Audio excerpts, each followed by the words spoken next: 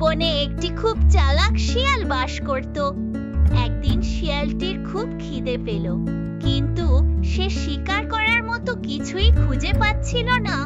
ঘুরতে ঘুরতে হঠাৎ সে দেখলো একটি ঝোপের আড়ালে একটি নাদুস নুদুস খরগোশ ঘাস খাচ্ছে। লোভী শিয়ালটি ভাবলো, আজকের দুপুরের খাবারটা বেশ জম্পেশ হবে। সেই গুটি গুটি পায়ে খরগোশটির দিকে এগিয়ে গেল এবং আচমকা লাফ দিয়ে খরগোশটিকে ধরে ফেললো। খরগোশটির বুক দুরু দুরু কাঁপছিল, কিন্তু সে জানতো ভয় পেলে চলবে না। বুদ্ধি খাটিয়ে সে এক মুহূর্তের মধ্যে একটি পরিকল্পনা করে ফেললো। খরগোশ বিনীতভাবে বলল, শিয়াল মামা, তুমি আমাকে আজ ধরেছো। আমি খুব খুশি হয়েছি, কারণ আমি অনেক দিন ধরে এই বনের একঘেয়েমি জীবনে ক্লান্ত হয়ে পড়েছি। তবে আমার একটা শেষ অনুরোধ আছে। শিয়াল অবাক হয়ে জিজ্ঞেস করলো, কি তোর সেই অনুরোধ? জলদি বল, আমার খুব খিদে পেয়েছে।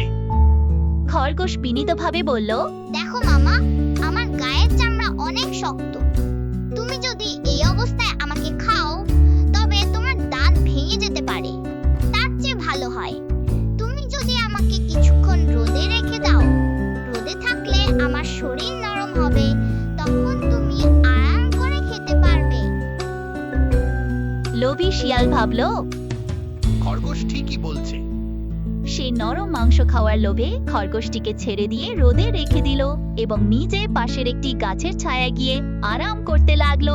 কিছুক্ষণ পর শিয়াল যখন ঝিমুচ্ছিল, খরগোশ সেই সুযোগ কাজে লাগালো। সে এক দৌড়ে পাশের এক ঘন জঙ্গলের ভেতর চলে গেল। শিয়াল টের পেয়ে যখন লাফ দিল, ততক্ষণে খরগোশ অনেক দূরে চলে গেছে। শিয়াল শুধু দীর্ঘশ্বাস ফেলে ভাবলো, অতি লোভে তাঁতি নষ্ট। আর ওদিকে খরগোশ নিজের বুদ্ধির জোরে নতুন জীবন ফিরে পেল। শিক্ষণীয়: বিপদের সময় মাথা ঠান্ডা রাখলে এবং বুদ্ধিকে কাজে লাগালে বড় বিপদ থেকেও মুক্তি পাওয়া সম্ভব।